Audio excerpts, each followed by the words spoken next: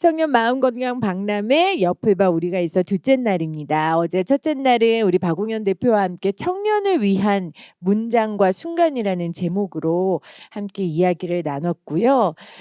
오늘도 정말 어마어마한 분을 모셨습니다. 스케줄 일정이 엄청났는데 어떻게 요 시간을 삐집고 삐집고 들어가서 이분을 서울시 자살예방센터에서 오늘 이 자리에 앉혔습니다. 정말 서울시 자살예방센터 칭찬하고요.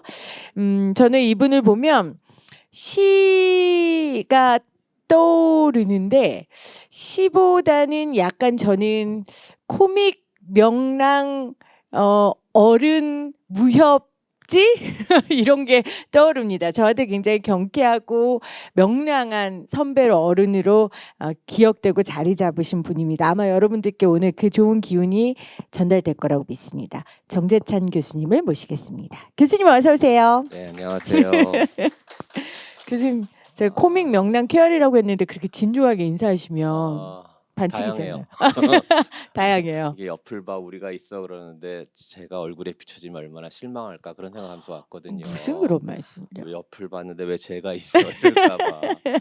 잘해볼게요. 네, 오늘 교수님 보러 많은 분들이 오셨어요. 옆을 봐 우리가 있어. 지금 청년분들도 이 방송 듣고 계시고 또 우리 서울시 많은 시민들이 함께하고 계신데 가을의 캠퍼스는 어떻습니까? 너무 아름답죠. 아름다웠는데 좀 슬펐죠 이번 가을은. 맞아요. 그래서 가을이 너무 아름다우니까 상대적으로 좀 더 한켠으로는 마음이 아팠던 그런 가을 캠퍼스를 보내고 있어요. 마음이 아팠다라고 말씀하신 이유를 우리 모두 잘 알고 있죠. 12구 참사가 있었고 또 마음이 아픈 건 세월호 참사로 청소년기를 어둡고 되게 마음 아프게 보냈던 친구들이 또다시 청년 때 내 직접적인 친구는 아니더라도 내 세대의 친구들을 잃은 거잖아요. 그래서 참 마음이 아팠는데 교수님은 이 참사 어떻게 보셨어요? 저는 이 참사 이전에, 그러니까 코로나 시대 자체가 굉장히 우리한테는 아이러니한 시대였거든요. 무슨 뜻에서 아이러니라고 제가 말씀드리냐면은 우리 사회적 동물이잖아요. 그러니까 사회적 동물이라고 그렇게 배웠고 그렇게 살아야 된다고 그래서 막 붙어 살았는데 갑자기 너네 살려면은 사회적 거리를 두라는 거예요. 이건 갑자기. 대단히 아이러니한 일이거든요. 그동안에 우리가 뭉쳐야 산다 그러더니 이번엔 또 흩어져야 산다는 거예요. 그래서 죄다 흩어졌어요. 흩어졌더니 죽을 것 같은 거예요. 그걸 간신히 우리가 우리 배달민족답게 그런 택배와 혹은 줌 이런 장치와 이런 걸 통해서 좀 대체할 수 있었던 것 같지만 궁극적으로 보면 이것은 보완제였지 대체제는 아니었다. 역시 사람은 살갗을 마주대야 사람이구나 하는 것을 오히려 절실히 깨달았던 게 코로나가 우리한테 준 교훈 아닐까. 그래서 드디어 이제 물꼬가 트였던 거죠. 자, 이제 좀 만나자. 근데 그랬더니 갑자기 밀물이 너무 세게 몰아닥친 것 같아요. 그러니까 제가 좀 속상한 거는 제 제자들, 저희 대학생들 지금 3학년이 저랑 대면 수업을 처음 한번 하고 있는 거니까 이번 2학기 때. 입학하고요. 예. 세상에. 그러니까 얘네들 생각하면은 너무 미안하고 우리 교수들끼리 맨날 그래요. 이 학번은 무조건 잘해줘야 돼. 성적도 좀 잘 주려고 그러는데 이제 상대 평가를 해서 어쩔 수는 없지만 정말 잘해주자 할 정도로 그동안 이 친구들이 얼마나 많은 걸 유보하고 억압해 왔나요. MT 한번 못 갔고 답사 한번 못 갔고 축제 한번 제대로 못 누렸고 선배들과의 어떤 뭐 술 뭐 이런 거 못했단 말이에요. 그쵸. 그게 억압돼 있던 게 한 번에 터진 것, 언젠가는 터질 만한 일이었다. 그래서 좀 제가 가슴 아픈 거는 이건 카니발은 인간에겐 꼭 필요한 순간이거든요. 그게 왜 하필이면 서양 귀신이야? 그런 건 중요한 문제가 아니고요. 중요한 거는 카니발은 필요하다. 페스티벌은 필요하다. 왜? 사람이 현실 논리로만 살아갈 수는 없는 거니까. 그걸 제일 잘 보여주는 얘기가 임금님기는 당나귀 귀예요. 왜요? 임금님기는 당나귀 귀라고 말하면 죽어요. 그죠? 그쵸. 현실 법칙이 죽이죠. 국가기밀 누설죄로. 근데 이제 그 말을 안 하고 살아야 돼요. 못 참죠. 이번엔 속 터져 죽죠. 어쨌건 어차피 인간은 죽네요. 죽어요. 어차피 인간은 현실 법칙만 따라가도 제대로 살 수 없는 거고요. 욕망과 쾌락의 법칙만 따라가도 살 수는 없어요. 그래서 이걸 잘 조화를 이루어줘야 되는데 그래서 이 복두쟁이가 대나무 숲을 찾아갔잖아요. 그래서 인간에겐 대나무 숲이 반드시 있어야 되는데 그게 우리 사회 공간 구조적으로 설명해 보자면 그런 게 저는 문학, 예술, 오락 뭐 그런 분야라고 생각을 해요. 네. 근데 그거를 시간적으로 표현해 보면 그게 바로 일상과 축제의 기간이에요.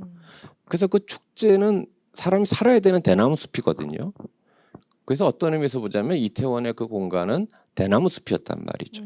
그래서 그동안 우리 친구들이 계속 억압해 왔던 걸 거기서 풀려고 자유를 얻어서 갔는데 그만 그 골목에 숨어 있었던 그 죽음이라고 하는 놈한테 우리가 좀 속은 거 아닌가 막 이게 좀 화가 나는 거죠. 우리 왜 그걸 못 봤나. 그렇죠. 우리가 미리 보고 예방하고 할 수 있는 부분들이 분명히 있었을 텐데 그 자유와 행복과 그 기쁨을 찾으러 나간 청년들을 너무 무방비로 내보냈다라는 그런 어른의 책임이 좀 그래서 첫 들더라고요. 번째 필요한 건 저는 청년과 청소년에 대한 공간 연구를 해야 된다고 생각을 하는 거예요. 네. 왜 이렇게 공간이 없었을까? 맞아요. 왜 이태원에 그렇게 좁은 골목에 모여 있었을까?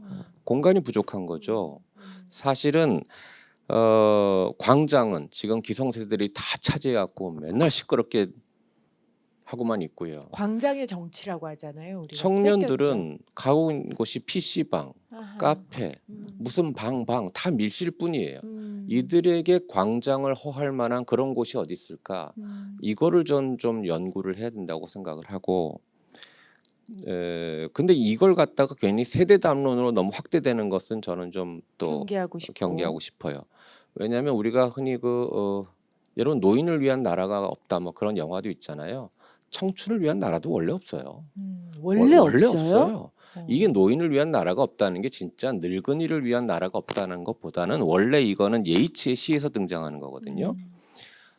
예이츠가 썼을 때 이 시는 뭐냐면 그러니까 현자, 지성인 을 위한 나라는 없다. 현실은 다 개판이다. 그거예요. 현실은 도대체 말도 안 되는 일들이 벌어지고 너무 무잡하고 그런 거를 환멸하면서 비잔티움이라고 하는 어떤 그 이상향에 가자는 그런 시였거든요. 그래서 꼭 노인을 위한 나라만 없는 게 아니라 우리 지성인을 위한 이때 지성인이라고 하는 건 뭐 대학 교수 그런 걸 말하는 사람이 아니라 세상이 좀 합리적이어야 되지 않겠어? 라고 믿는 사람들에 대한 공간은 없다고 보는 거예요. 현실은 너무 무잡하다. 그렇군요. 예, 그래서 이걸 그냥 단순히 노인과 그런 것보다는 거꾸로 좀 생각해 볼 필요가 있는데 우리 왜 이렇게 세대 간 소통이 안 됐을까? 제가 이번 일에서 가장 반성하는 대목이 뭐냐면요. 저도 몰랐다였어요. 제가 명색에 대학 교수로 우리 청춘들이랑 늘 가까이 있다라고 말은 해놓고서는 제가 뭘 몰랐냐면요. 헬로윈 문화가 저는 좀 하위 문화일 거라고만 생각했어요. 이렇게 많은 친구들이 그렇게 많이 그동안 모여왔다는 거를 나도 몰랐다. 저도 사실 잘 몰랐어요. 그러면 그거에 대해서 뭐 논하기 전에 내가 몰랐다. 그럼 서로 좀 알았어야 되겠는데 우리가 흔히 소통하자라고 말을 하는데 좀 조심해야 될 게 한 가지 있어요. 소통은 수평 방향으로 돼야 되는 거거든요. 대개는 물이 위에서 아래로 흐르듯이 상명하복은 잘 돼요. 그래서 위에서 아래로 소통은 실제 소통은 아니지만 하라면 하면 돼요. 근데 물이 거꾸로 올라오긴 참 힘든 거거든요. 그렇죠. 그래서 원래 청년들 목소리 듣기가 힘들어요. 우리 들었죠. 뭐 그 당시 수많은 신고가 갔다. 근데 왜 안 됐을까요? 제 짐작은 그래요. 어떻게 어른한테 이만한 일로 보고를 해요? 그냥 대충 우리가 알아서 수습하자 뭐 이러기도 했겠고 뭔가 위로 말하는 건 힘든 거거든요. 그러다 보니까 그렇다고 이제 우리가 그럼 윗사람을 젊은 사람이 하면 되겠네. 또 그러면 안 돼요. 그럼 또 이번에 또 우리 깔려 우리도 그러자는 얘기가 아니라 네. 이게 수평으로 간다는 것이 맘먹자 그런 뜻이 아니라 때로는 위아래를 좀 바꿀 필요도 있는 거잖아요. 위아래가 없어지는 나라가 사회가 건강한 것이 아니라 위아래를 바꿀 수 있는 나라 사회. 그래서 어른들이 오히려 밑에 가서 들어주는 게 중요한 거지 젊은이들이 위로 올려보는다는 것보다 우리가 내려갔어야 되는데 그거를 안 한 거다. 그러니까 저는 교수님이 "나도 몰랐다."라는 그 고백을 하셨는데 저는 이 고백이 이번 참사에 우리가 그래도 이번 참사를 마음 아프게만 보내지 않고 좀 발전적으로 앞으로의 시간을 준비할 수 있는 시작이라고 생각해요. 우리 모두 몰랐고 이런 문화가 있었는지 몰랐고 조금 더 몰랐던 무지에 대한 반성으로 대안을 세우고 조금 더 나은 세상을 만들어가는 게 우리 남은 자들의 몫이 아닐까라는 생각이 들었고요. 아까 교수님께서 청춘을 위한 공간이 없다라고 하셨는데 정말 그래요. 그러니까 서울시에서도 우리 청년들이 마음 아파하니까 우리가 이거 어떻게든 좀 해결해 보자고 지금 우리가 만든 거거든요. 그래서 그 전에 우리가 청년들이 마음 아프기 전에 함께 좀 발산하고 누리고 할 수 있는 공간들을 국가에서도 사회에서도 대학에서도 만들어야 될 것 같아요. 그럼요. 그러니까 우리가 젊은이들한테 "아유 저 왜 맨날 게임만 하고 저 왜 맨날 인터넷만 하고 그래." 그건 현실의 공간이 없으니까 사이버 갈 곳이 공간으로 가는 없어요. 거거든요. 현실에서도 충분히 아니 오히려 현실이야말로 더더욱 우리가 몸담아야 할 공간이구나 하는 그런 가치, 즐거움 이런 게 제공돼야 되는 거죠. 네. 네. 알겠습니다. 또 우리에게 숙제를 주셨습니다. 그래서 여기 오신 분들이 참 귀해요. 여기 저희가 뭐 코로나 때문에 많이 모시지 못했고 우리 몇 분만 모셨고 또 온라인을 위해서 하고 있는데 이런 청년들의 마음을 들어주고 위로해주는 이런 콘텐츠들도 또 많이 만들어졌으면 좋겠습니다. 근데 교수님 아까 전에 말씀하셨지만 청년을 위한 나라는 원래 없다고 하셨잖아요. 그 말처럼 청년은 원래 늘 힘든 거죠? 교수님도 힘들었어요, 청년 때? 이럴 땐 정말 솔직하게 얘기해야 되는데 솔직하게 얘기하죠. 더럽게 힘들었어요. 더럽게 힘들었어요? 그 정도였어요? 뭐 이렇게 깜깜하지? 어. 정말 뭘 해도 안 되고 자꾸 밀려나기만 하고 그랬었어요. 근데 교수님 공부 잘했고 어떻게 보면 그냥 좋은 학교 가서 공부 잘한 놈이 잘 안 될 때의 마음은 잘 모르시죠. 나 이렇게 재수없게 얘기해야 돼? 그러니까 죄송해요. 제가 공부 잘한 놈이 앞이 깜깜한 건 경험해 본 적이 없어서. 아니에요. 공부 잘한 놈도 앞이 제가 무슨 깜깜합니까? 얘기했냐면은 네. 공부 잘하는 건 여러 가지 재능 중에 하나일 뿐이잖아요. 근데 맞아요. 어려서부터 공부 잘하는 게 다인 것처럼 우리를 키워놨잖아요. 아. 근데 정작 사회 나가니까 그건 그렇게 중요한 게 아니었거든요. 그런데 자꾸 자기 정상을 초등학교 때 성적으로 자기 위치를 생각하는 거예요. 아하. 젊었을 땐다. 그러니까 괜히 억울해해요. 막 나 원래 전교 1등인데 왜 여기선 이래? 쓸데없는 문제였죠. 그러니까 젊었을 때의 문제 중에 진짜 문제였던 건 뭐지? 내가 너무 가짜 문제에 많이 속았구나. 문제 해결하자, 문제 해결 능력 이건 많이 강조하는데요. 저는 그보다 더 중요한 게 문제인지 아닌지를 판단하는 능력 같아요. 어떤 문제는요, 문제 아닐 때가 많고요. 저절로 풀리는 것도 많고요. 어떤 건 정말 내가 집중해서 노력해서 풀어야 될 문제가 있는데 젊었을 때 그냥 다 문제 같거든요. 시간 지나가면 아무 문제 아닌 것들도 많은데 그래서 그 가짜 문제들에 속아서 젊은 날 내가 괜히 가슴 아파했구나 하는 생각들이죠. 가짜 문제에 속았다. 아마 지금 청춘들도 그런 게 굉장히 많을 거예요. 저희 때나 지금 청춘이나 만나도 또 똑같은 고민들 하죠. 청춘의 3대 고민, 연애, 군대, 취업. 뭐 이거는 이 빅3는 안 바뀌어요. 역사 대한민국에서. 전통을 자랑하는 네. 고민, 연애, 취업, 군대. 그건 상의하면 다 그거예요. 근데 결국 연애는 지가 알아서 해야 될 거고요. 군대는 가면 그만이에요. 가면 시간은 가고요. 문제는 취업이에요. 아하. 그러니까 이 지점에서 우리 세대도 취업은 고민했지만 해결이 됐어요. 이 지점이 달라요. 그러니까 힘든 걸 이제 어른들이 잘못 얘기하면 야 라떼는 말이야 얼마나 먹을 것도 없었고 너네들은 잘 먹고 호의호식하면서 맞아요. 그것도 여러분 젊은이들도 좀 아셔야 돼요. 고생 많이 한 세대예요. 그러나 연애 군대 해결되고 나서 우리 세대는 취업은 잘 해결이 됐거든요. 고민은 했지만 해결이 잘 됐어요. 근데 지금 청춘들한테는 그게 좀 어렵거든요. 그래서 한마디로 요약하면 지금 청춘은 우리랑 똑같은 고민을 반복하는 것이 아니라 플러스 미래에 대한 그렇죠. 불안 이게 가장 지금 세대들한테 큰 맞아요. 거죠. 근데 연애 군대는 아까 말씀하신 대로 군대는 가면 되고 연애는 뭐 내가 하면 되고 그것도 쉬운 얘기는 아니에요. 뭐 연애 되게 많이 해보시는 사람처럼 얘기하시는데 조금만 노력 좀 해보세요. 지금 와서요? 지금 와서 제가 노력은 안 했었고 청년 때 노력 많이 했죠. 근데 예. 내가 컨트롤할 수 있단 말이에요. 근데 말씀하신 것처럼 취업은 내가 컨트롤할 수가 없는 거예요. 내가 막 음. 갈고 닦으면 뭐해? 뽑아주질 않는데 이럴 때 오는 그 자괴감? 더 열받는 건요. 하고 싶은 걸 하래요. 어, 아니 지금 할 수 있는 게 없는 판인데 하고 근데 싶어. 그 중에서도 또 하고 싶은 걸 하래요. 그럼 뭐 청년들이 꿈이 없다는 거예요. 어. 꿈 있으면 상처받으니까 어. 꿈을 왜 키워요? 이루지도 못할 건데. 교수님이 그런 말씀 하시더라고요. 인생은 뭐 내가 걸어가면 길이 된다.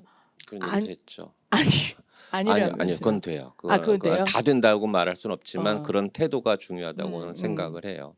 그러니까 지금은 이렇게 비유할 수 있어요.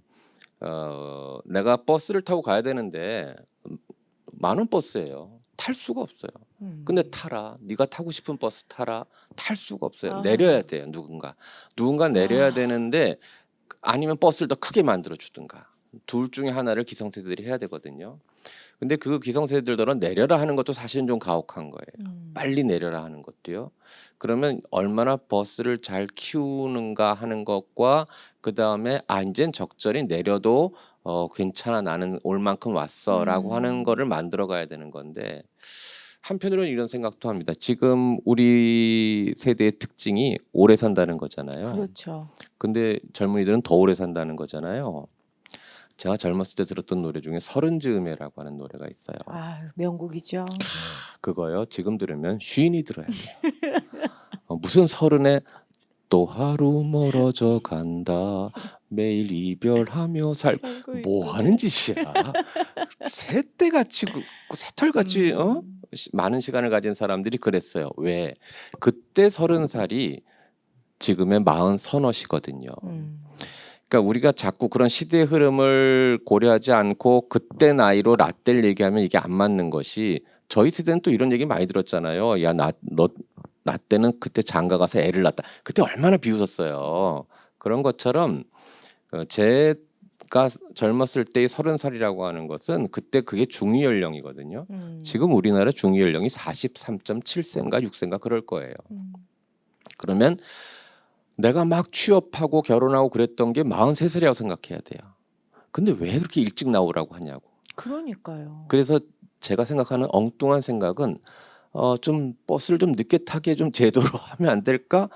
약간 반은 농담이고 반은 진담인데 30살 이전 취업 금지령 뭐 이런 거. 좀 더 놀고 좀 더 준비하고 좀 더 인생도 공부하다가 30살 때 차를 타도 우리 때 25살 때 탄 거보다 너무 일찍 타는 거거든요.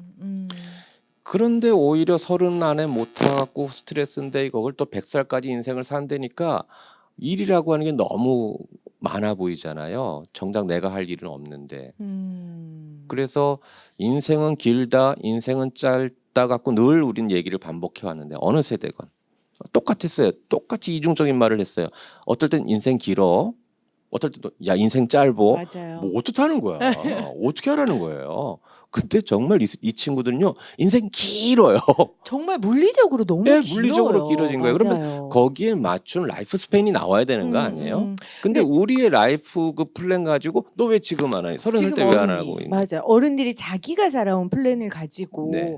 지금 청년들을 재단하는 게 문제인 것 같아요. 그래서 영국인가 어디는 청년들에게 그냥 여행 갈 수 있는 자금을 이렇게 준다는 거예요. 그러니까 그게 아까 말씀하신 30살까지 취업 금지령까지는 아니겠지만 니네 지금은 아직 놀아도 돼. 여행해도 돼. 어른들이 지지해 줄게. 그 돈도 좀 쥐어주고 이런 것들이 좀 제도적으로 있었으면 좋겠다는 생각이 드네요, 진짜 교수님. 저는 뭐 청춘한테 우쭈쭈 해주고 싶은 마음은 없어요.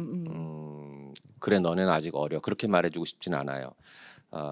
반드시 그들도 해야 될 일이 있고 앞으로는 그럴 거예요. 다만 이 사회가 청춘이라고 하는 규정을 과거의 우리 청춘을 갖고만 바라보고 있다. 그러니까 뭐 아프니까 청춘이다 그 말도 맞고요. 여러분 되게 아프니까 50도 맞거든요. 어, 진짜 아주 아프다면서요. 많이 아프다. 몸도 많이 진짜 아프다면서요. 마음도 많이 아프고 우리 많이 아파. 많이 아파요. 그러니까 둘 다 맞는 거예요. 근데 이제 제가 음. 말씀드리고 싶은 거는 우리 지금 50대가 바라보는 청춘의 개념이 이들과 맞지 않다면 그런 것을 우리가 좀 조정을 해줘야 될 것 아닌가. 그런데 놀랍게도 그렇게 긴 인생을 조기 교육을 시켰다? 난 이게 제일 웃긴 거예요. 그렇죠. 이게 좀 가장 문제라고 생각하는 것 중에 하나예요. 음. 그렇게 오래 사는데 근데 왜 조기 교육까지 시켰지? 그래서 지금 청춘들은 어떤 상태냐면은 교육을 굉장히 잘 받은 세대들이 많아요. 옛날처럼 못 배워서 직업을 못 가졌다. 이게 아니에요. 그러니까 잘 배웠으니까 자존감도 높단 말이에요. 그러면 거기에 맞는 직업은 더 없는 거예요. 직업이 취업할 게 없는 게 아니라 내 눈높이에 맞는 건 더 없어요. 우리가 그렇게 그러네요. 만들어 놨잖아요. 너 조기 교육했고. 그래서 우리나라처럼 그 교육비에 들인 거에 가성비가 떨어진 나라가 OECD 중에 없다는 통계가 그래서 뭐 블룸버그인가에서 나온 게 그게 뭐냐면은 외국은 좀 덜 배우고 이만한 일을 해. 그러면은 교육에 투자한 비용과 이 사람이 벌어온 거랑 어떤 상관도를 측정할 수 있지 않겠어요? 네. 근데 우린 공부하느라고 되게 높이까지 올라갔고 자기도 그렇게 바라봐요. 그러니까 자기 눈높이에 맞는 직장도 가질 못해요. 그러면서 어른들은 또 눈을 낮추래요. 자기들이 그렇게 교육시켜 놓고 이제 와서. 네. 왜 맞는 말이에요? 눈 낮추는 거? 눈은 높아야 되는데요. 그러려면 저는 수업 때 이렇게 얘기해요. 우리가 안고수비라고 하는 사자성어가 있어요. 눈은 높고 솜씨는 낮은 거를 우리는 좋지 않은 걸로 얘기를 합니다. 근데 그러면 그럼 눈을 낮출까? 안비수비할까? 저는 이건 최악이라는 거죠. 네 눈이 높였으면 네 솜 실력을 더 높여야 되는 게 안고수귀해지는 것이 우리가 하는 거기 때문에 눈을 높인 것만큼의 노력은 반드시 더 하셔야 돼요. 그러니까 제가 항상 말할 땐 전 좀 이렇게 좀 결론을 확 말씀 못 드리는 이유가 세상은 이렇게 양면적인 게 많거든요. 맞아요. 그래서 그냥 잘못 오해되면은 그래 서른까지 놀라는 얘기구나. 뭐 그냥 언젠간 나한테 눈에 맞는 직장을 해주겠다는 거구나. 그래야 되는데 사회가 문제구나. 이렇게 남 탓해 버릇하는 것은 그건 옳지는 않아요. 그렇죠. 어느 세대도 그렇게 살아본 적은 없고요. 그거는 분투 노력해서 만들어내고 건설해서 그 다음 세대에 넘겨줘야 될 몫이지 남을 탓하거나 구조적인 탓만 하면서 나의 게으름을 합리화할 수는 없거든요. 그래서 그런 경계의 말씀도 같이 드리지만 정말 배운 거에 비해서 그 합당한 걸 못 가질 때 자존감도 상하는 거죠. 그러니까요. 네. 말씀을 요약하자면 청춘과 청년의 의무와 몫은 시대적으로 변하지 않았고 반드시 있다. 그건 교수님도 해왔고 저도 해왔고 그건 내 삶에 대한 책임이니까. 그런데 지금 청춘들은 금옥 외에 기성세대가 만들어 놓은 여러 가지 잘못들 그리고 여러 가지 결과물을 본인들이 안고 가야 하는 부담이 있기 때문에 거기에 대해서 어른들이 조금은 죄책감을 갖고 도와줘야 하는 게 아닌가. 저는 그렇게 교수님 말씀이 요약이 되고요. 그러면 교수님 청년들에게 좀 어떤 어른 선생이 돼줘야 할까? 제가 이 질문을 드리면 혹시 시로 처방을 해주실 수 있겠어요? 어른들한테요? 어른들한테요. 이 방송 듣고 있는 어른들한테. 제가 드릴게요. 야, 나도 그런 일을 못하면서 원래 교수라는 건 그런 거 아니에요? 네. 아마 저희 집 애가 보면 코웃음을 칠 겁니다. 근데 원래 여러분 다 가까이서 보면 그래요. 아시죠? 그 찰리 채플린이 멋진 말을 했죠. Life is a tragedy. 인생은 비극이야. When seen in close-up. 그 사람 영화 만든 사람이잖아요. 슬픈 장면은 클로즈업해서 때려줘야 그 배우의 눈물방울이 들어와서 슬퍼지거든요. 그걸 말을 바꾸면 그래서 클로즈업으로 들여다보면 세상은 다 비극이고요. But a comedy in long shot. 롱숏으로 찍으면 코미디야. 코미디는 롱숏으로 찍어야 돼. 상황이 재밌는 거니까. 그래서 사실은 내 인생의 행불행을 시간적으로나 공간적으로나 어떻게 해야 적당한 거리를 두느냐 이게 참 어려운 과제잖아요. 왜 우리 집은 마음에 안 들까? 왜 우리 아빠는 문제일까? 가까이서 보니까. 야, 너네 아빠 밖에서 막 존경받고 그래. 그러면 애가 뭐라 그럴까요? 그러니까 위선자지. 뭐 이렇게. 교수님 얘기하시는 거예요, 갑자기? 그러니까 이렇게 멀리서 보면은 옆집은 다 잘 사는 것 같잖아요. 그죠? 그거를 시간으로 제가 바꿔볼게요. 내 인생을 너무 짧게만 바라보면은 트레지디예요. 청춘 되는 일도 없는 것 같고요. 막 힘든 것 같아요. 근데 아까 뭐 이 또한 지나가리라 그랬잖아요. 원래 이 또한 지나가리라고 하는 걸 우린 좀 편리하게 주로 안 좋을 때만 써요, 사실은. 여러분 좋을 때도 똑같아요. 막 잘 나갈 때도 이 또한 지나가리라. 너무 까불지 말자. 그것도 필요해요. 근데 여하튼 시간도 롱텀으로 보면, 롱숏으로 보면 아 그래 내 인생 잘 될 거야 이럴 수도 있는데 너무 이제 가까이서 들여다보니까 힘들잖아요. 그러면 어른은 어떤 사람이어야 되느냐? 어른은 이미 시간을 경과하지 않았습니까?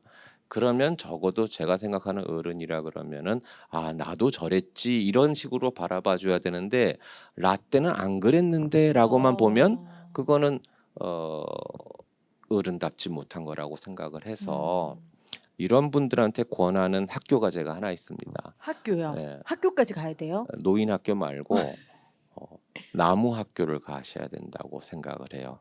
그래서 문정희 시인의 나무 학교라고 하는 시를 우리 어르신들한테 좀 제가 권해드려 볼게요. 나무 학교 문정희. 나이에 관한 한 나무에게 배우기로 했다. 해마다 어김없이 늘어가는 나이. 너무 쉬운 더하기는 그만두고 나무처럼 속에다 새기기로 했다.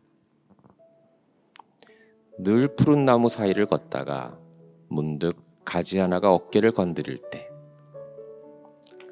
가을이 슬쩍 노란 손을 얹어 놓을 때, 사랑한다는 그의 목소리가 심장에 꽂힐 때, 오래된 사원 뒤뜰에서 웃어요 하며 숲을 배경으로 순간을 새기고 있을 때, 나무는 나이를 겉으로 내색하지 않고도 어른이며 아직 어려도 그대로 푸르른 희망. 나이에 관한 한 나무에게 배우기로 했다. 그냥 속에다 새기기로 했다. 무엇보다 내년에 더욱 울창해지기로 했다. 저는 제주도 가면은 이렇게 비자림 이런 데 좀 좋아해요. 그럼 그 숲을 가게 되면 그 비자림에 심어진 나무들은 최소가 한 500살짜리들입니다. 나이 많이 먹었구나 하고 보는데 얘네들이 겉으로 내색을 안 해서요. 500살 된 나무랑 600살 된 나무는 전혀 구분을 못 하겠어요. 아니 800살 된 나무도 구분을 못 하겠어요. 물론 100살짜리랑은 구분돼요. 나이를 먹는다는 거는 저 나무들처럼 나이를 속에다 새기는 거구나. 그게 바로 뭡니까? 나이테지 않습니까? 그럼 우리 나무들 나이테 다 알 겁니다. 여러분 나이테가 늙으면 늙은 나이테만 쳐져 있나요? 아니잖아요. 어릴 적 나이 그대로 간직한 채 젊었을 때의 나이 그대로 껴안으면서 커왔던 거잖아요. 그래서 그걸 보면 이런 깨달음을 얻어야 되는 것 같아요. 아, 늙음이란 젊음의 결여가 아니구나. 젊음의 상실이 아니구나. 젊음의 반대가 아니구나. 늙음은 젊음을 껴안는 거구나. 여러분 제가 지금 이제 올해 환갑이에요. 늙었어요. 그러나 여러분 저 아직도 불핑을 사랑하고요.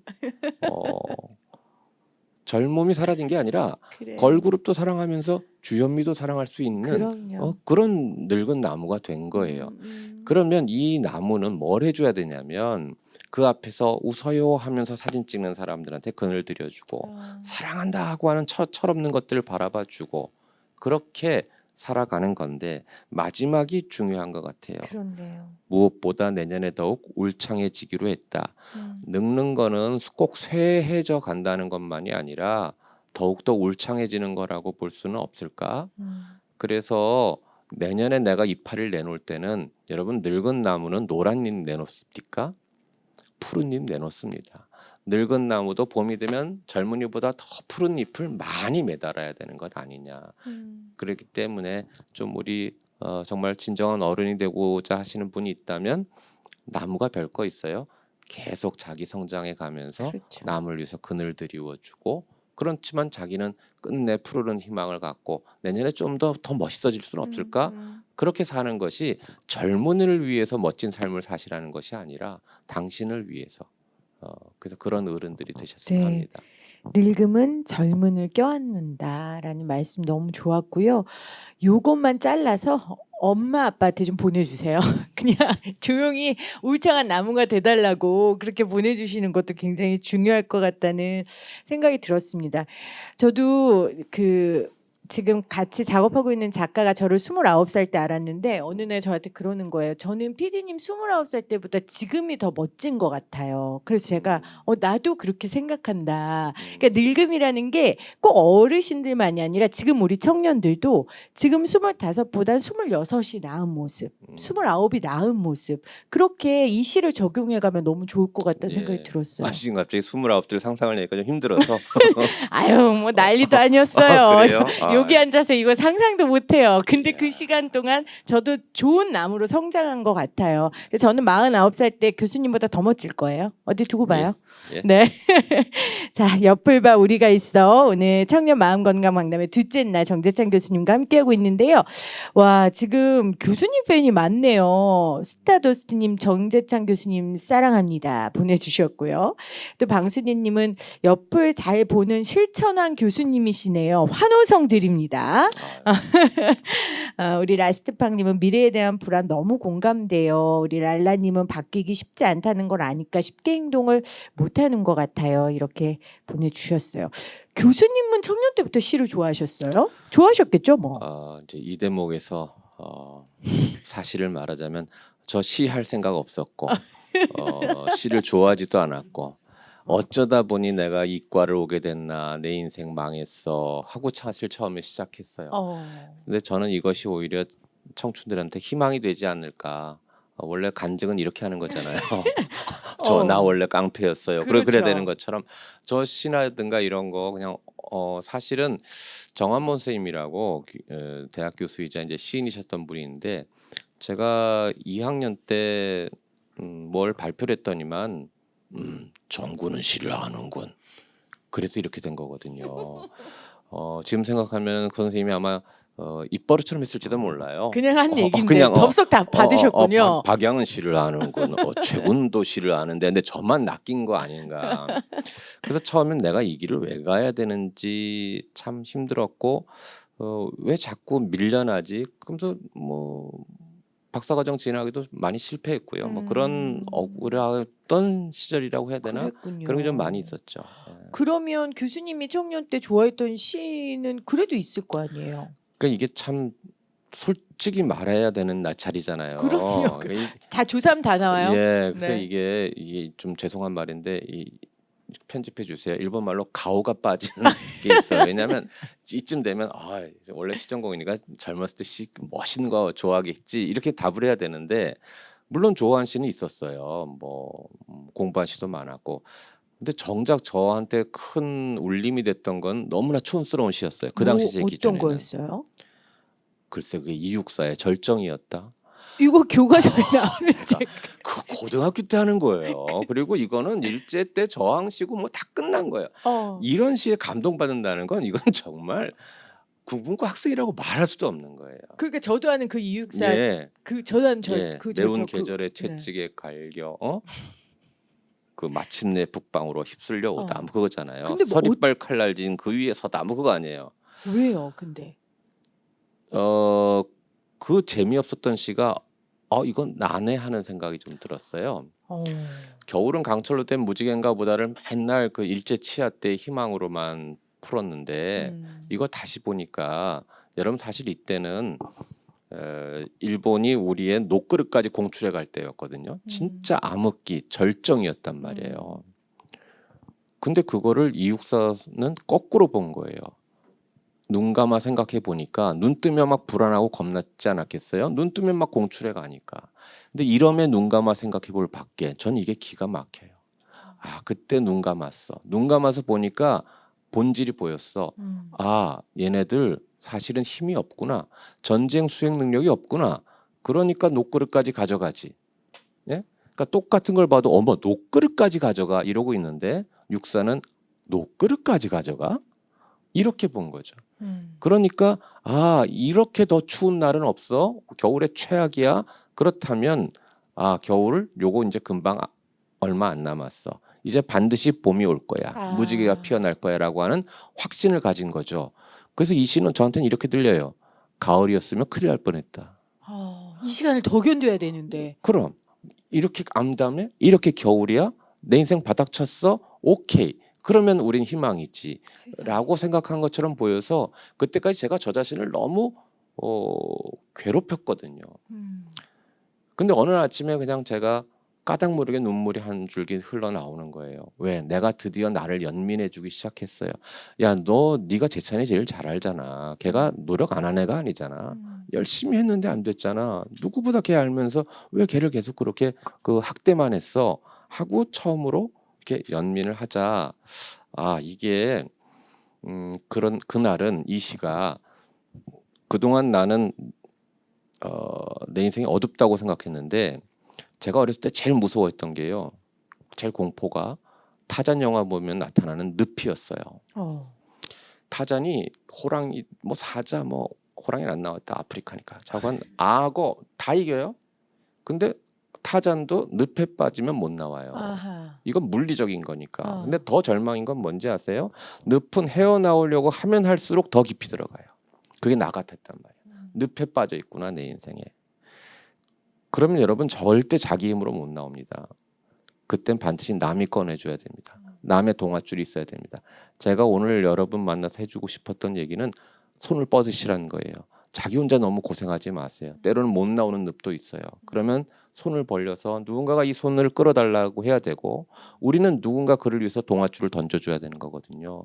네 힘으로 그걸 왜 못 나와? 그게 아니라 그게 제 심정이었어요. 근데 저한테는 그런 손은 없었지만 이 육사가 저한테는 일종의 손이었던 거예요. 야, 너 늪 아니야. 너 터널이야. 그걸 자꾸 깊이로 내려갔다고 생각하지 마. 넌 지금 가장 어두운 터널을 지나가고 있어. 그거를 견뎌내고 이렇게 잘 됐어요. 아니 근데 교수님 왜 아무도 중고등학교 때 저한테 육사시를 이렇게 알려주지 않았어요? 여러분들 배웠어요? 이렇게? 저한테 안 배웠으니까. 그렇구나. 네. 교수님도 국어 선생님한테 그렇게 안 배웠잖아요. 본인이 그럼요. 깨달으신 거잖아요. 예, 훌륭하니까. 그 터널을 지났으니까. 근데 저는 이 이육사의 시가 지금 우리 설명해 주신 것처럼 우리 청년들의 마음에 엄청난 위로가 될 것 같아요. 가을이 아니어서 너무 다행이다. 겨울이어서 너무 다행이다. 다음은 봄이니까 이렇게 좀 시선을 바꿔서 바라보는 게 중요할 것 같고 교수님 말씀하신 것처럼 지금 어쩔 수 없을 땐 그냥 받아들이고 넉다운 돼 있는 것도 하나의 방법이 아닐까. 그렇죠, 교수님? 잘 견디기만 해도 훌륭한 거예요. 이제 근데 위로가 그러면은 되네요. 언젠가 다 그렇다고 또 말씀드릴 수는 없지만 언젠가는 또 길이 열리고요. 뜻이 있는 곳에 길이 있다. 이렇게 살아가면서 뜻만 세우려고 그러지 마시고 어느 길에 갔어도 내가 어쩌다 이 길에 왔지? 에이 망했어. 그러지 마시고 이 길에 왔을 때 무슨 뜻이 있을지 몰라라고 하는 게 훨씬 중요해요. 대부분 뜻대로 잘 못 살아요. 전 더 이상 아이들은 생각하지 않아요. 이제 안 되겠더라고요. 뜻이 안만 있어도. 그럼 그 길 접어야죠. 그렇죠. 근데 내 길에서 정말 내 뜻을 한번 이루고 싶어. 그러면 진짜 없는 길도 만들어서 가야 되는 거지. 꽃길로만 가세요 하는 말을 제가 좋아하지 않는다는 뜻은 꽃길이 물론 꽃이 양옆에 피어있는 아름다운 길이겠지만 저는 그게 김소월의 진달래 꽃길 같거든요. 남이 뿌려놓은 꽃을 밟고 가는 건 굉장히 잔인한 확인이에요. 근데 내 발바닥이 편할 것 같지 않아요. 근데 모든 꽃길들은 사실 가만 보면 그 바닥에 흙을 깔고 있어요. 모든 꽃길은 원래 흙길이었다고 하는 것을 좀 생각해 줬으면 좋겠어요. 왜 내 인생길은 이렇게 자갈밭이야? 내 인생길은 왜 이렇게 포장도로가 아니야? 여러분 포장도로에는 꽃을 피울 수가 없어요. 금수저, 포장도로 그런 거 부러워하지 마세요. 직진으로 된 길 그거 그렇게 너무 좋아하지 마세요. 그래갖고 직진으로 어떻게 고개를 넘겠어요? 죽어요 우리 그러면. 그래서 우리 애들로 곡선으로 가는 거거든요. 근데 자꾸 우리는 포장도로 직진도로 내 나라 이러지 않으면 내가 못 살겠다. 그게 아니고 내가 가고 있는 어떤 흙길에서 꽃을 피워내는 게 그게 진짜 꽃길 아닐까요? 저는 그게 내 인생의 꽃길이라고 생각해요. 그래서 꽃길 찾지 마시고 꽃길을 만들어 주시는 삶이 와. 가장 아름다운 인생이라고 말씀드리고 싶어요. 와, 교수님 정말 좋네요. 저도 굉장히 많이 위로를 받고 있는데 그런데 이런 것 같아요. 아까 우리 육사시에서도 느꼈지만 나 자신을 이렇게 직면하는 일이 굉장히 두려울 때가 있거든요. 내 단점이 보이니까. 그리고 특히 청춘의 시절에는 비교 많이 하게 되잖아요. 맞아요. 그래서 네. 교수님 이럴 때 어떻게 해야 돼요? 이렇게 비교하고 하는 사람한테 좀 시처방 해주실 수 있어요? 저도 비교 많이 하고 좌절 많이 했죠. 거울 볼 음. 때마다 정말. 어, 뒷얘기는 하지 어, 말도록 하여요. 우리 다 아니까 서로. 그래서 근데 비교를 안 하면 또 어떻게 되죠? 아. 그럼 또 자기 발전이 없겠죠. 음. 그러니까 비교는 필요는 해요. 자기의 좌표를 확인하기 위해서 필요해요. 아. 근데 그 다음은 끝이에요. 그 다음은 자꾸 내가 어디 있는지를 알아야 어디로 노력할지 예? 그런 걸 기울이는 거 아니겠어요? 제가 수학에서 벡터는 못 배웠는데 남이 그러더라고요. 진짜 플러스 5나 마이너스 5나 힘을 들인 건 똑같죠. 근데 방향을 어디로 했느냐에 따라서 어디는 5의 벡터를 갖고 어디는 마이너스 5 방향으로 가는 거잖아요. 노력은 다 한다니까요. 5의 노력은 한다니까요. 근데 어떤 방향으로 가야 내가 맞느냐 하는 그 좌표를 확인해야 돼요. 근데 그 다음부터는 나하고만 비교하시면 돼요. 전에 나하고만 비교해서 내가 좀 더 나은 사람이 되어가고 있는가? 이제 요 생각을 해주셔야 되는데 그때 저한테는 제일 필요한 게 자기를 똑바로 보는 거라고 생각해요. 그래서 자아 성찰이 중요하거든요. 거울이 중요하거든요. 근데 우리가 자아 성찰 그러면 첫 손가락에서 오늘 왜 자꾸 교과서씨만 나오지? 윤동주잖아요. 근데 여러분 윤동주 씨도 좋아. 오늘 나온 김에 윤동주 씨도 자세히 보셔야 돼요. 윤동주의 참여력을 보면은 나는 어느 왕조의 유물이길래 이렇게 청동거울에 이렇게 후질까 그러잖아요, 그죠? 그러고 나서 그다음 주목해 보셔야 되는데 밤이면 밤마다 이 거울을 손바닥 발바닥으로 닦습니다. 많은 사람들이 윤동주가 자기를 닦았다고 생각하는데 윤동주 자기 닦지 않았어요. 뭐 닦았다고요? 거울 닦았다고요. 왜? 잘못된 거울에 비추면 그 성찰은 최악이에요. 어떤 거울에 비쳤더니 거울아 이 세상에서 어느 게 제일 예쁘니? 이따구 거울. 이쁜 뭐 하겠는데. 그러니까 그런 거울에 비춰보니까 자꾸 자기의 성공은 뭐 부를 쌓는 거고 명예를 쌓는 거고 이런 쪽이니까 안 되겠어. 그래서 우리 윤동주는 그걸 열심히 닦은 거예요. 이건 구리야. 이건 녹이 낀 거야. 그랬더니만 마지막에 슬픈 사람의 뒷모양이 떠오른다. 예수 같은 사람이 떠오르는 거죠. 아, 내가 갈 길은 저거구나. 그래서 내가 어느 노력을 한다 그랬을 때 자기의 좌표를 이해하고 자기가 어디로 가야 될지에 관한 거울을 잘 갖고 있는 사람, 그거지. 쓸데없는 자존감, 쓸데없는 자존심, 잘못된 자아 설정, 그거 가지고 이 꿈을 이루겠어 하는 것은 적절치 않다. 말씀드리고 그 싶어요. 지금 여기 은진김님께서도 비교는 필요하다. 좌표를 확인하는 방법이다. 하지만 그것으로 끝이 정말 좋은 말씀이시네요. 정승원님께서도 남과의 비교가 아닌 과거의 나와 비교가 중요하다는 말씀 너무 와닿습니다 하셨는데 그럼 우리 이런 분들을 위해서 예. 시처방 하나 예. 들어가 봅시다. 알겠습니다. 우리 운이 없다고 생각하죠. 운. 예, 실력은 있는데 운이 없지. 나만 피해가는 것 같아. 예, 그놈의 그런 것 운은. 같죠. 그래서 맹문제 시인의 운이라고 하는 시를 골라봤어요. 운, 맹문제. 이력서를 낸 곳에 시외 버스를 타고 이리저리 돌아 면접 보러 가는 길. 내 이마를 툭 치는 그것. 내게 한마디 하려고 그 멀고도 험한 길을 달려왔다고 생각하니 눈물이 난다. 나는 비로소 그것이 들판 그득하게 들어있는 것을 보았다. 나뭇가지에 파릇파릇 살아있는 것도 새들과 함께 날아오르는 것도 도랑물을 타고 흘러가는 것도 보았다. 그것 꽉 쥐고 있자니 어느새 내 손바닥은 눈물로 흥건하다. 정확하게 이 시가 뭘 말하는지는 저도 잘은 모르겠어요. 근데 저는 이 시를 읽고 나면 괜히 희망이 생겨서 이 시를 임용고시 준비하는 제 제자들한테 나눠줬어요.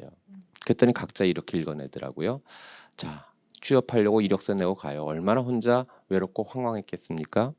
근데 그렇게 쭉 가고 있는 게 이마에 뭐가 툭 부딪혔대요. 저는 그게 햇빛이라고 생각했어요. 햇빛이 툭.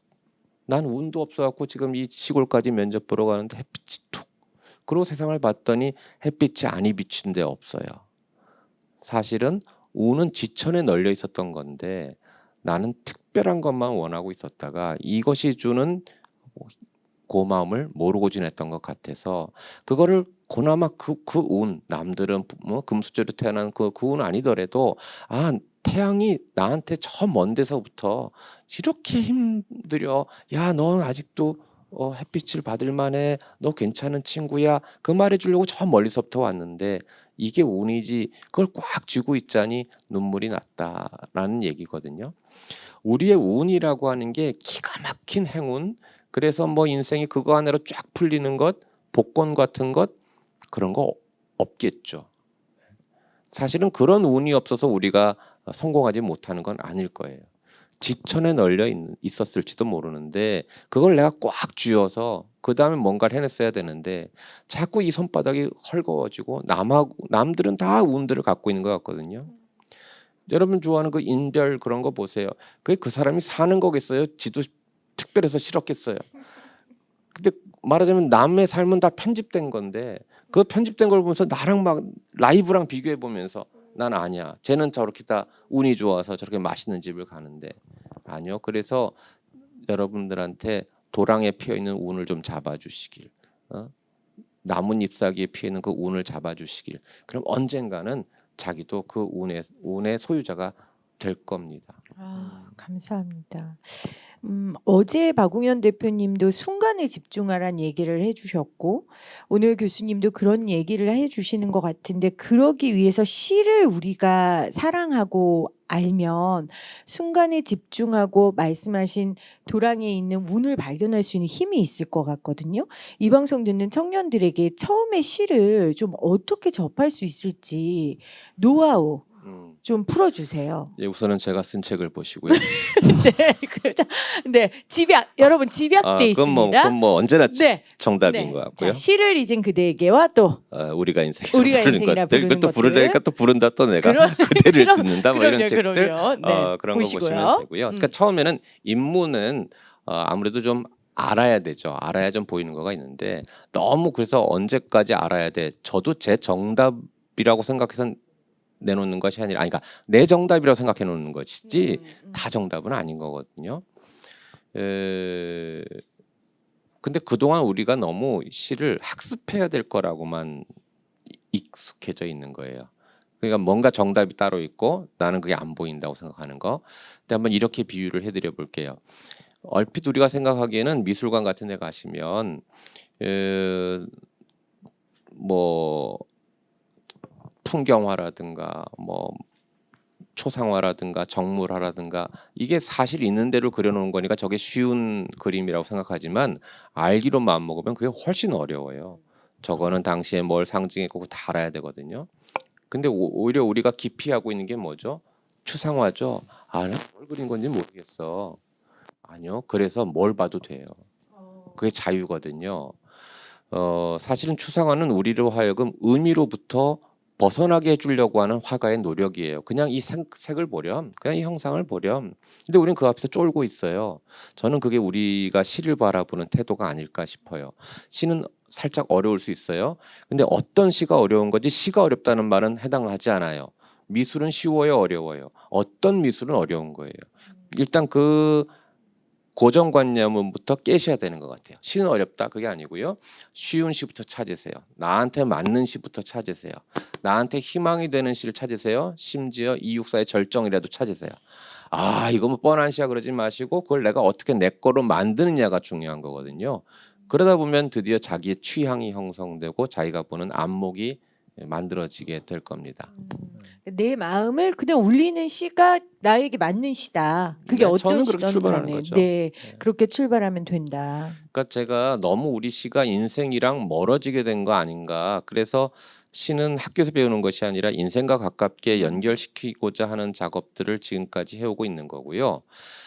그러면서 특별히 이 시대에 요구하고 싶었던 거는 사실 처음에 그 책 낼 때 사람들 반응이 이랬어요. 아유 무슨 시야 지금 힘들어 영화도 죽겠는데. 힘든데. 근데 저는 그렇게 생각했거든요. 제가 지금 여기서 영화를 얘기하면요. 1,000만 관객이 본 영화를 예로 들어도 여러분들이 4천만이 안 봤어요. 음. 그리고 그 영화 본 지 오래돼서 제가 예를 들어도 기억이 긴가민가 해요. 근데 시는 제가 좀 전에 처음 읽는 시 운 저한테 30초 만에 우리는 소통을 했어요. 그래서 시라고 하는 것이 오히려 저는 SNS 시대에 훨씬 더 최적화된 장르가 아닐까 하는 걸 믿었고, 그런 것들이 좀 많이 열려주면은 무슨 말인지 잘 모르겠잖아요. 그러니까 경청하겠죠. 그게 소통의 기본인데 너무 귀에 들리는 것들만 듣고 당장에 좋은 것만 우리가 접하다 보니까 조금 어렵지만 시는 그 대신 잔소리는 안 하거든요. 짧게 끝냈잖아요. 맞아요. 그래서 오래 울림이 있잖아요. 그래서 음. 그런 소통, 약간 애둘러 가는 것 같지만 그게 더 진정한 소통이 음. 아닐까? 그래서 이 시대에는 좀 시를 오히려 가깝게 해야 될 시라고 세대라고 네. 생각합니다. 우리 청년들에게 시 처방을 해주시는 이유가 있을 거예요. 그래서 지금 이 방송 들으시면서 뭐 진입장벽 낮은 시 추천 부탁드립니다 이런 거 있는데 다 본인의 마음이 와닿는 시면 된다고 하니까 우리 청년분들 시로 많이 치유받으셨으면 좋겠어요. 자, 이제 한 5분 정도 우리 오신 분들에게 좀 기회를 드릴게요. 혹시 교수님께 질문하시거나 아니면 뭐 하고 싶은 얘기든 이 방송을 이 강의를 들으면서 어떠셨는지 좀 나눠주시면 될 것 같아요. 아니면 시라도 읊으세요. 그게 제일 어려운 일이기는 한데. 자, 어떤 분 하시겠어요? 좋아요. 마이크를 주세요. 네, 안녕하세요.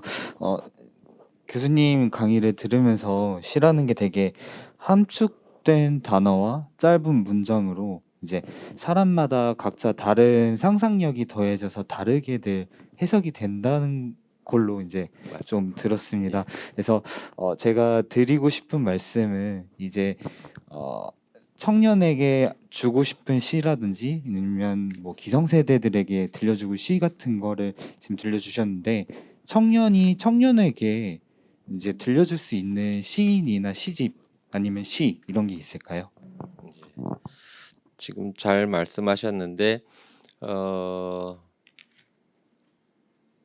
시는 읽기만 하는 게 아니라 내가 쓸 수가 있잖아요. 시를 쓴다는 뜻이 아니라 나는 이 시를 이렇게 읽었어. 그건 내가 그 시를 쓴 거잖아요. 그래서 우리가 어떤 시를 권해줄 때도 그 사람의 몫을 남겨줘야 되는 게 필요해요.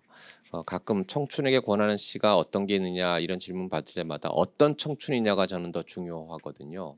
왜냐하면 항상 진리는 양면성을 지녀요. 10번 찍어 안 넘어가는 나무가 없다. 이것도 맞고요. 올라가지 못할 나무는 쳐다보지 말라도 맞아요. 그러면 어떤 청춘에게 어떤 시를 고르냐 하는 거래야지, 너무 노력도 안 하는 애한테 응?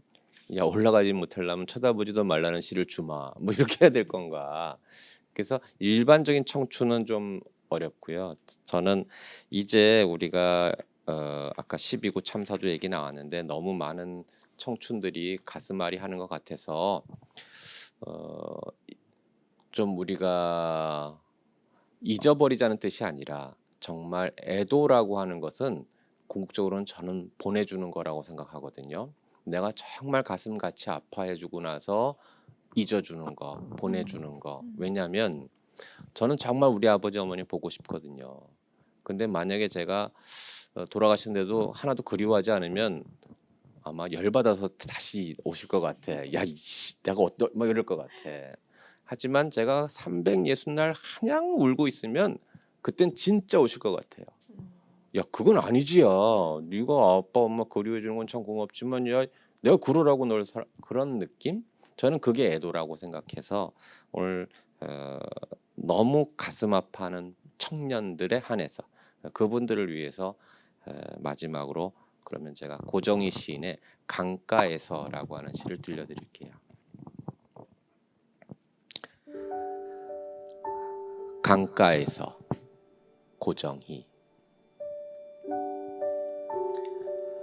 할 말이 차츰 없어지고 다시는 편지도 쓸 수 없는 날이 왔습니다. 유유히 내 생을 가로질러 흐르는 유년의 푸른 풀밭 강둑에 나와 물이 흐르는 쪽으로 오매불망 그대에게 주고 싶은 마음 한쪽 뚝 떼어 가거라 가거라 실어 보내니 그 위에 호련히 햇빛 부서지는 모습, 그 위에 남서풍이 입맞춤하는 모습, 바라보는 일로도 해 저물었습니다. 불현듯 강 건너 빈집에 불이 켜지고 사립에 그대 영혼 같은 노을이 걸리니 바위 틈에 메어놓은 목란배 한 척 황혼을 따라 그대 사는 쪽으로 노를 저었습니다. 이런 느낌 정도로 우리가 좀 갈무리해야 되지 않을까. 강가에 가서 강물이 흐르는 것을 흐르게 하고 또 노을이 지면서 그거를 축복으로 바라봐 주듯이 언젠간 다시는 편지도 쓸 수 없는 날, 이제 좀 말하기도 힘들어졌을 때도 가끔씩 그 강둑에 둘러서 바라보는 것만으로도 우린 충분한 추모와 애도를 할 수 있게 되지 않을까. 네. 근데 늘 강가에 처박혀 있고 강을 떠나지 못하고 그거는 망자에 대한 우리의 도리는 아니지 않겠는가. 그래서 저는 가끔씩 강가에 가주셔서 노을 바라봐 주시는 것으로 여러분들은 충분하다. 그러면서 이제 우리 이렇게 애도하는 시간을 보냈으면 하는 그런 뜻이었습니다. 네, 좋네요. 꼭 망자뿐만 아니라 내 안에 어린 나, 내 안에 상처받은 나, 맞습니다. 뭐 아니면 내가 잊고 싶어 하는 수치스러운 과거의 기억, 뭐 이런 모든 것들까지도 훌륭해요. 어떻게 이 시의 진수를 찾아냈지? 교수님 쫓아다니다 보니 그렇게 됐어요.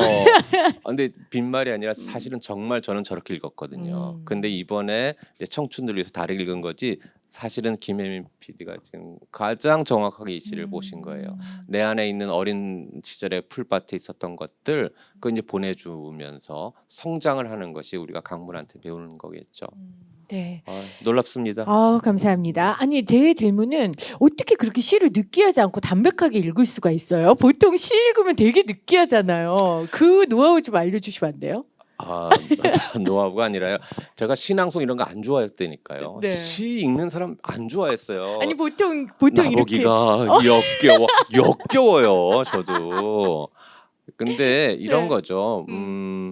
우리가 모든 노래를 나가수나 무슨 불후의 명곡처럼 하고 살 수는 없는 거잖아요. 그러고 살 수는 없는 거잖아요. 그냥 시가 원하는 건 오히려 약간 포크 같은 느낌 아닐까? 그러면 그냥 그 느낌이 어떤 거는 이제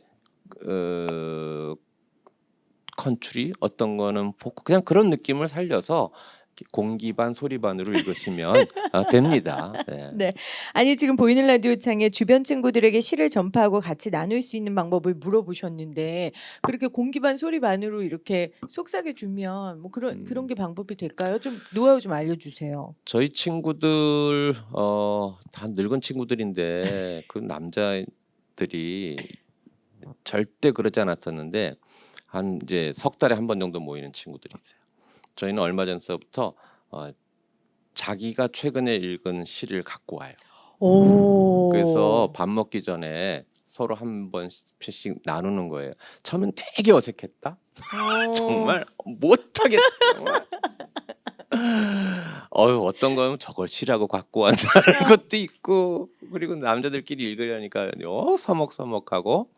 근데 하다 보니까 재밌어요. 그리고 마치 식기도 하는 것처럼 이렇게 식사 자리에서 이렇게 서로 그걸 얘기하면 느낌이 와요. 저 친구 요즘 어떻게 살았구나. 그렇구나. 그래서 긴 말이 필요 없는 그런 시간. 처음에는 어색한 것 같아도 해 버릇하시면 전혀 이상하지 않아요. 해 버릇하시면 된다는 말씀해 주셨어요. 그러니까 이제 우리 청춘들 스터디 모임 많이 하잖아요. 저도 했었어요. 그 스터디 모임 할 때 시 한 편씩 네. 갖고 와서 같이 읽고 그 시 한 편 설명 안 해도 될 것 네. 같아요. 그냥 그 시를 왜 이 사람을 선택해 왔는지만으로 이 사람 일주일간의 안부가 다 전달될 것 같습니다. 자, 지금 많은 분들이 뭐 감동과 웃음을 한꺼번에 주시네요. 낭독 감사합니다. 그리고 본인이 좋아하는 시를 이렇게 읽어주셨어요. 너무 감사하고요. 꼭 하고 싶으신 분 있으세요? 꼭 반드시 기필코 마침내 해내야겠다. 그런 건 없잖아요. 자, 그러면 교수님 마지막으로 우리 청춘들한테 그래도 한번 안부 정리의 이야기 해주세요. 옆 정도가 아니라 앞 뒤에 다 있을게요. 힘드시면은 손을 뻗으셔야 되는 거고요. 저희가 모자라지만 동아줄 던지고 그러면서 우리 살아갑시다. 어떻게든 끝까지 살아가면은 반드시, 이건 정말 반드시 내가 나를 인정해 줄 수 있는 날이 올 거예요. 왜냐하면 나이 먹어간다는 건 어쩌면 익어가는 건지 모르겠어요. 처음에는 저 씨가 커서 뭐가 되겠어? 암담하죠. 저 조그만 씨앗이. 근데 걔가 나무를 이루고 그 안에서 앵두도 만들고 포도도 만들고 결국은 익어요.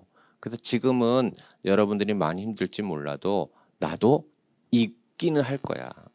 그럼 익은 다음에 바라보면 감사하는 날로 바뀌게 될 겁니다. 그래서 많이 힘드시면 손을 내미시고요. 저희들도 열심히 같이 그 나무가 성장하도록 늙은 나무가 먼저 잘 자라볼게요. 아, 교수님 고맙습니다. 우리 박수로 교수님께 마음을 다하고요. 옆에, 뒤에, 앞에, 뒤에 다 있겠습니다. 교수님 고맙습니다. 감사합니다. 네, 지금까지 정재찬 교수님과 함께했고요. 여러분 시 궁금하시면 교수님의 책 지금 서점에 가시면 구입하실 수 있습니다. 네, 잘했죠 교수님? 네.